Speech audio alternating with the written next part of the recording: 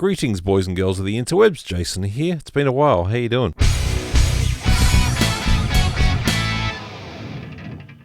I've got an idea of a video here for you today that might be interesting for some of you. I've just changed this hardware from black on the purple guitar over to gold, and I think it looks pretty nice. And while I was doing it, I thought, I want to do something different with this because I've got plenty of guitars in E standard, so I tuned it to B standard. Now I'm going to use the chord progression, not necessarily a cover, but a chord progression from Hendrix's Little Wing, just to give you an idea of something cool that you can do with your recordings and just an approach for guitar. So again, this one's set to E standard, this one's set to B standard, all right? And I'm going to play you through the chord progression and let you hear what it sounds like. We're going to use the Fractal FM9 Turbo, which is what I've got for my sounds loaded up here. So in the standard tuning, I'll put the chords up on the screen somewhere for you.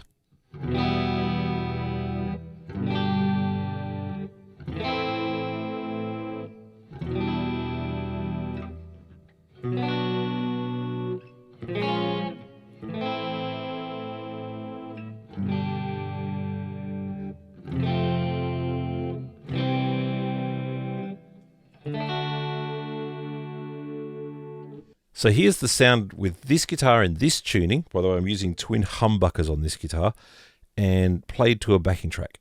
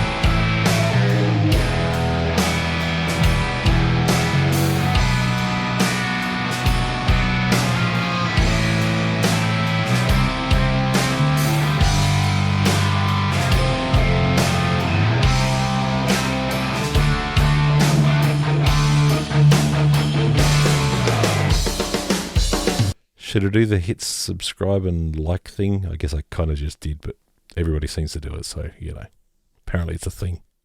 So now onto the Purple J Custom, which, as I said, is in B standard tuning. Now, if you don't know what that is, it's the same fingering and everything as a regular 6-string in E standard, except everything is down 5 semitones, kind of way to look at it. So it is B, E, A, D, F sharp, and B.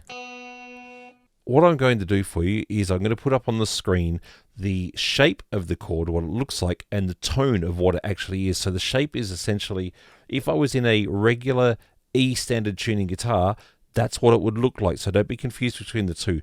The shape again is what an E standard guitar would look like. So for example, my first chord is an E minor, but it's actually an A minor, as you can see there.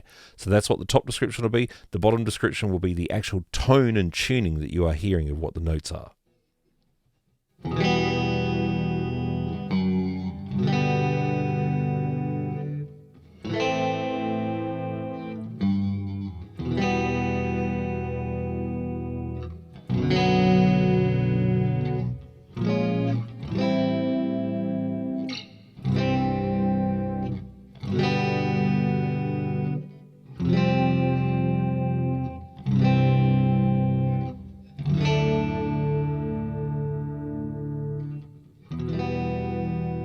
Pretty cool, huh? Now, when you play it in context with the backing track,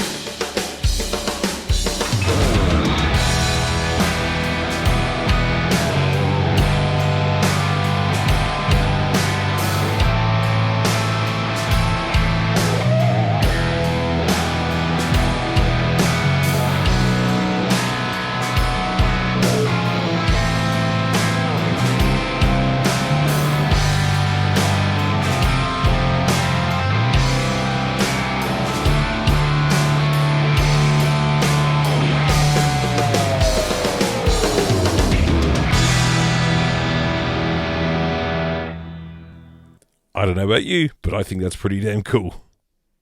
Now, as you can see, I'm on a 7-string guitar, and with this you can get some pretty funky, cool chords that you can add into things. When I say funky, not necessarily like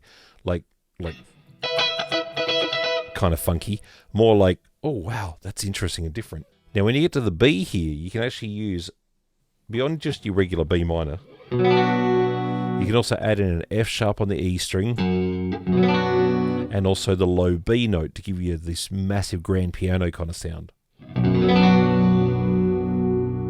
You can do with the C, if you've got the big enough hands to do it on a 7-string, you can actually play the C chord with the extra G bass note, which those of you who are Australians know, Midnight Oil's US Forces, that's the chord starting that song.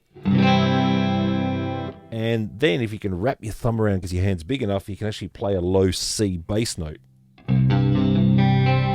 It's a hard one to get right.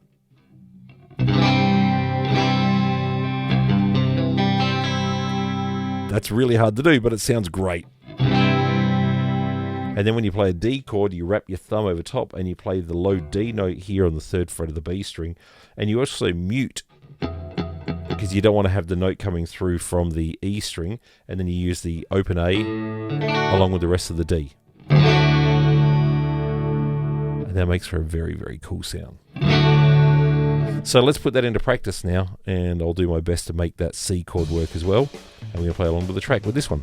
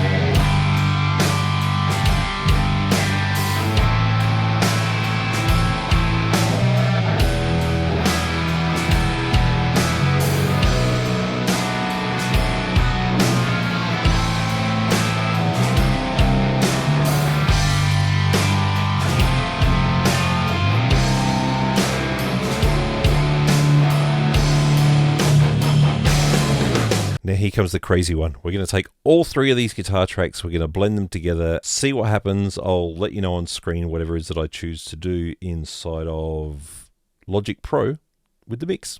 Let's have a look.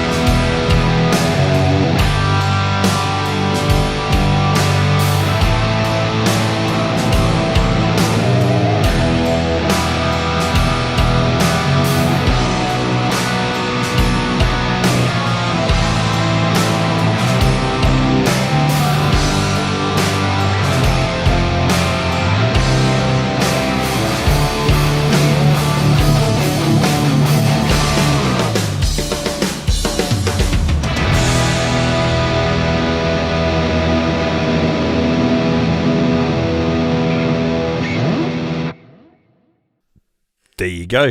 I hope you enjoyed that. It was something a little bit different. I hope you could hear the different guitars in the mix and it all came together and made sense and was something interesting for you. It's just trying to expand your mind in doing something different. I mean, not everybody is as lucky as me to have as many different guitars, but you know what? If you've got different guitars, or even if you are making your own music and you want to do something interesting within it, retune the guitar, put different strings on if necessary. Make sure that your recording is tight exactly as it was supposed to be in the first one, because it's kind of hard to go back and forward if you don't have multiple guitars to do it with. Try to know what you're playing before you play it so that you can try and match up things as best as possible, which I mean, honestly, I probably didn't even do right then. But it's just something to keep in mind. I hope this was something interesting and relevant for you as a guitar player. If you got to the end, awesome. Thank you, because it means you obviously got something out of it. And I just want to inspire a little. That's kind of what it's all about. Honestly, I really enjoy trying to give people some inspiration, whether it's with how to play guitar, whether it's how to approach music, whether it's how to make videos or whatever it is. So thanks for watching. Take care. Rock on. See you again soon. Bye-bye.